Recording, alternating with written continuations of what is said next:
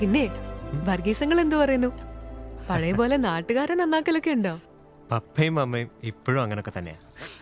അതെ, ആണുങ്ങൾ കുടിച്ചേച്ചു വരുമ്പോ അവരോട് വഴക്കിടാനോ ഉപദേശിക്കാനോ ഒന്നും പോവരുത്.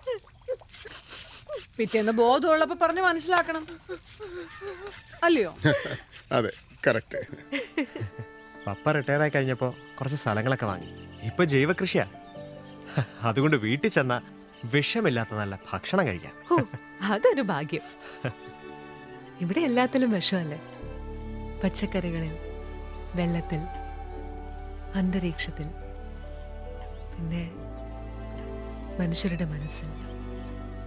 എനിക്ക് പലപ്പോഴും തോന്നിയിട്ടുണ്ട് നമ്മൾ കുട്ടിയായിരുന്ന മതിയെന്ന്. വലുതാകുന്നതൊരു വലിയ പ്രശ്നമാണ്, പ്രത്യേകിച്ച് പെൺകുട്ടികൾക്ക്.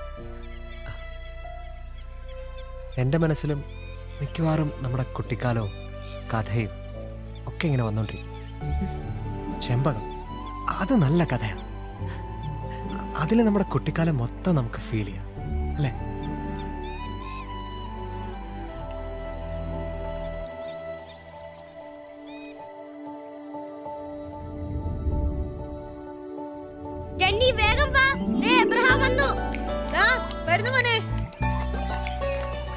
എന്താന്നറിയത്തില്ല, ഇന്ന് സ്കൂളിൽ പോകാൻ ഭയങ്കര മടി. താളം ചവിടി ചവിടി അങ്ങ് നിൽക്കുക സമയം കളയാനായിട്ട്.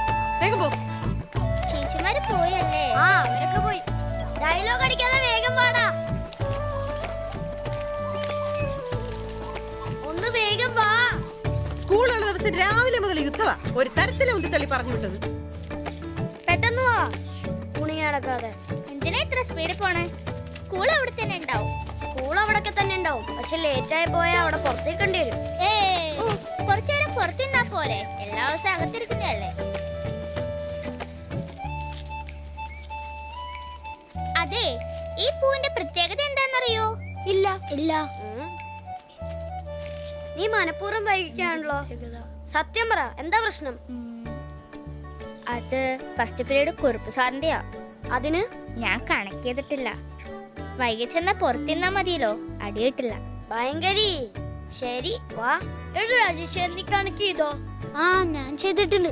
പിന്നെ എന്തിനാണ് നമ്മൾ പതുക്കെ പോണേ? വാടാ, നമുക്ക് വാടാ. നിങ്ങൾ ക്ലാസ്സിൽ കയറുമ്പോ നിങ്ങൾ പുറത്തിന്നോട്ടാ. നീയും കണക്ക് ചെയ്തിട്ടില്ലേ? ഞാൻ ചെയ്തിട്ടുണ്ട്. പിന്നെന്താ, കുറുമാഷിനെ പേടിച്ചിട്ടാ? എനിക്ക് പേടിയില്ല. പിന്നെ ഇവിടെ ഒറ്റയ്ക്കാവെന്ന് വിചാരിച്ചേട്ടാ പെങ്ങളെ പോലെ നോക്കണമെന്നാ ഉമ്മ പറഞ്ഞിട്ടുള്ളത്. എന്നാ പോവാ. ജെന്നി, വാ.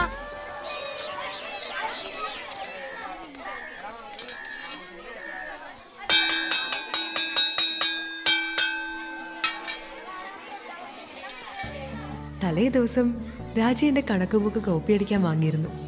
അത് തിരിച്ചു വാങ്ങാൻ മറന്നതുകൊണ്ടാ എനിക്ക് കണക്ക് ചെയ്യാൻ കഴിയാതിരുന്നത്.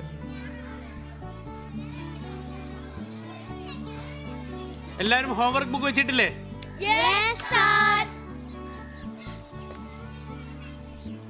രാജേഷ്, ഇങ്ങനെയാണോ കണക്ക് ചെയ്യണേ? ഇങ്ങനെയാണോ കണക്ക് ചെയ്യണേ? പോയിരവിടെ. മാളവിക,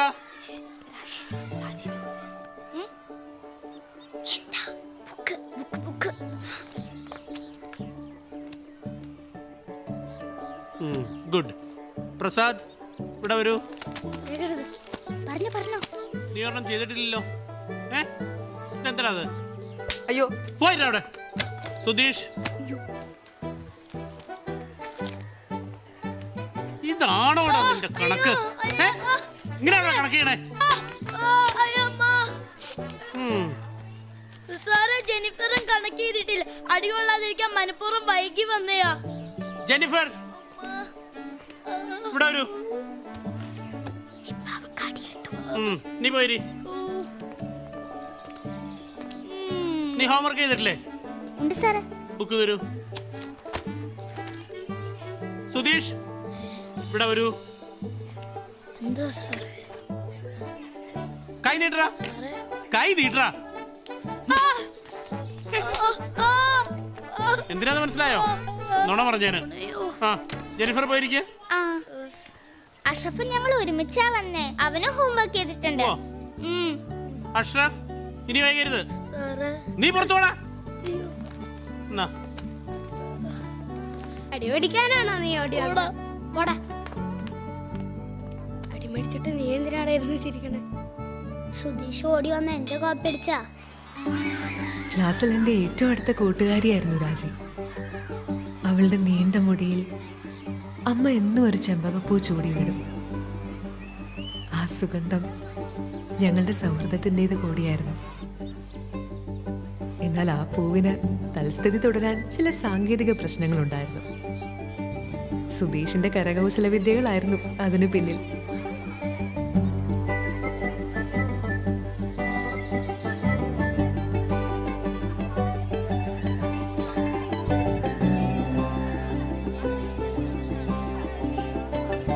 സുധീഷ് നിന്റെ പൂ എടുത്തു.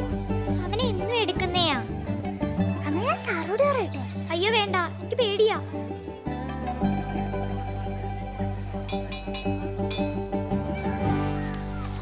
ജെന്നി എന്താ ഇങ്ങനെ വിഷമിച്ചിരിക്കണേ? ഒന്നുമില്ല. എന്താച്ചാ പറ. അത് പിന്നെ എന്നെ മണോള റബ്ബർ അവൻ എടുത്തോണ്ട് പോയി. ആര്? ആ സുധീഷ്. അത്രേ ഉള്ളോ? അത് ഞാൻ പോയി എടുത്തോണ്ട് വരാം. ഏയ് അത് വേണ്ട. അപ്പൊ അവന് മനസ്സിലാവും ഞാൻ പറഞ്ഞിട്ടാണ് പോയതെന്ന്. പിന്നെന്ത് ചെയ്യും? അത് പിന്നെ നിന്റെ പോക്കിന് നല്ല മണമുണ്ടല്ലോ. നീ വല്ലതും അടിച്ചു മാറ്റിയോ? ഇനി വല്ലതും അടിച്ചു മാറ്റാണെങ്കിൽ ഞാൻ എന്റെ പപ്പേന്റെ അടുത്ത് പറഞ്ഞ് നിന്നെ അറസ്റ്റ് ചെയ്യിക്കും. അങ്ങനെ പറഞ്ഞാ മതി. അല്ലാതെ അവന്റെ ആ റബ്ബറൊന്നും വാങ്ങിക്കണ്ട. ഒന്ന് പേടിപ്പിച്ചു വിട്ടാ മതി അല്ലേ? ആ അത് മതി. ശരി.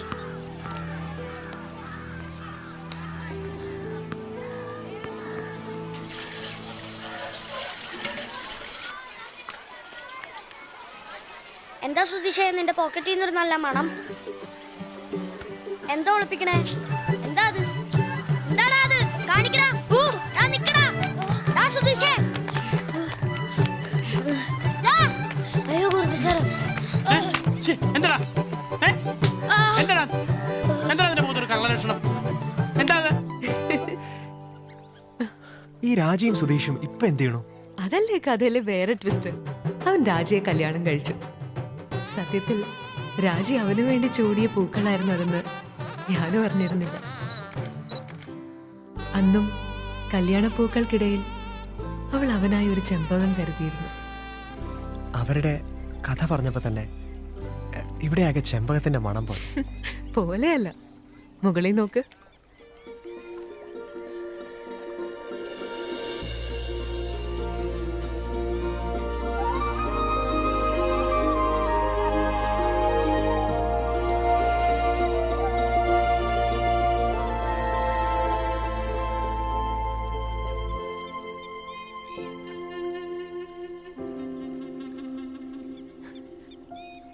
ഹലോ, എന്താ ആലോചിച്ചിരിക്കുന്നേ? നേരത്തെ കൊണ്ടുവന്ന സസ്പെൻസ് ചീറ്റിയല്ലോ, ഇനി ഒരെണ്ണമുണ്ട്. അതിന്റെ ഗതി എന്താവുമെന്ന് ആലോചിക്കായിരുന്നു. ഏയ് അത് ചീറ്റില്ല, ധൈര്യമായിട്ട് പ്രൊസീഡ് ചെയ്തോ.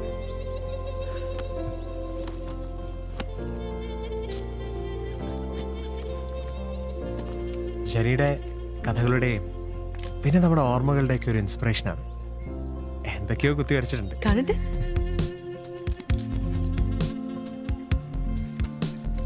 ഹേയ് ഐഷുമ്മ. അയ്യോ, നമ്മുടെ അണ്ണാൻകാട് അഷ്റഫ്, നമ്മുടെ രാജക്കുട്ടി, ദേ സുധീഷിന്റെ ചെമ്പകം.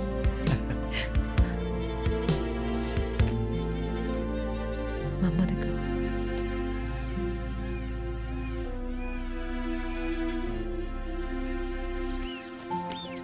ഹേയ് നീലിമല, എന്ത് രസ.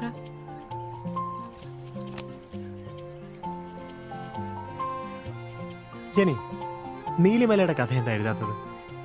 അത് ഞാൻ എഴുതണമെന്ന് വിചാരിച്ചിരുന്നതാ. എബി അതൊക്കെ ഇപ്പോഴും ഓർത്തിരിക്കുന്നുണ്ടോ? പിന്നെ എനിക്ക് ജനി പറഞ്ഞതൊക്കെ ഓർമ്മയുണ്ട്. ആ കഥയിലൊരു ട്രാജഡി ഉണ്ട്, അതാ എഴുതാതിരുന്നത്. ഒരു കാര്യം ചെയ്യും, എബി അതൊരു കഥയായിട്ട് എഴുത്.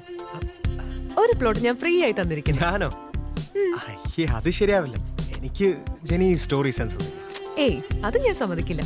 അതിലൊരു കഥയുണ്ടെന്ന് തോന്നിയത് കൊണ്ടാണല്ലോ വരച്ചത്. മിക്കവാറും നീലിമല എബിയെ നല്ലൊരു സ്റ്റോറി റൈറ്റർ ആക്കും. നോക്കട്ടെ.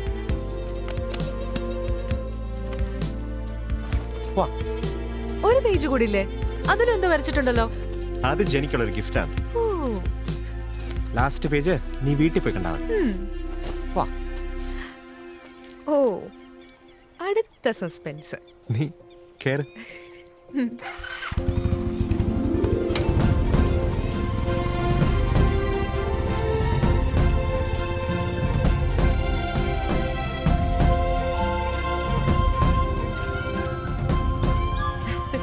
എങ്ങോട്ടാ പോണേ?